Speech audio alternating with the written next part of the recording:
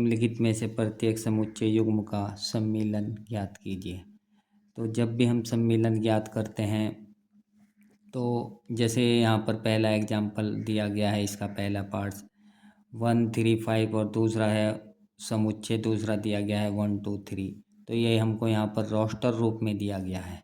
तो इसमें हमको यह ध्यान रखना है कि अगर हम सम्मिलन निकालेंगे तो फिर रोस्टर रूप में ही लिखेंगे। अगर हमको इस तरह से दिया गया है समुच्चय निर्माण के रूप में, तो समुच्चय निर्माण के रूप में ही लिखेंगे।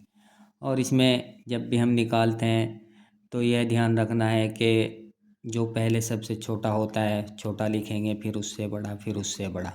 तो सम्मिलन से मतलब होता है कि यूनियन ऑफ सेट्स किस तरह लिखते हैं। तो इसका हल इस तरह से लिखेंगे, जैसे एक्स दिया है, वाई दिया है, तो एक्स यूनियन वाई, ये होता है सम्मिलन। और इसको पढ़ते हैं एक्स यूनियन वाई। तो एक्स यूनियन वाई इसी तरह से रोस्टर रूप में लिखेंगे। ये मजला ब्रैकेट ये रोस्टर होता है। तो पहले जो दोनों में कॉमन होता है वो लिखते हैं। तो दोनों में कॉमन 1 है, 1 लिखेंगे। अब 2 इसमें है, इसमें नहीं है, लेकिन 2 भी लिखेंगे। सम्मिलन से मतलब होता है कि सभी अवयव लिखने हैं, बस उनको रिपीट नहीं करना है। तो 1 2 3 और 5 ये हो जाएगा इसका एक्स यूनियन वाई।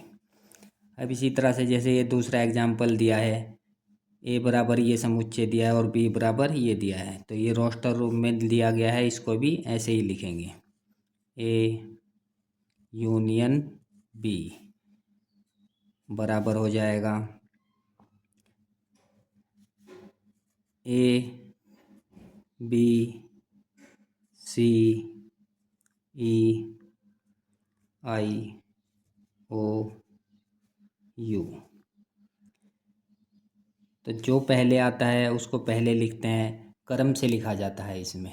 ये नहीं कि आप पहले इसके अवयव लिख दें फिर इसके लिख दें, जो रिपीट ना करें। तो क्रम से लिखा जाता है, ए के बाद बी आता है, फिर सी आता है, फिर ई आई ओ यू। तो इसी क्रम से लिखा जाता है।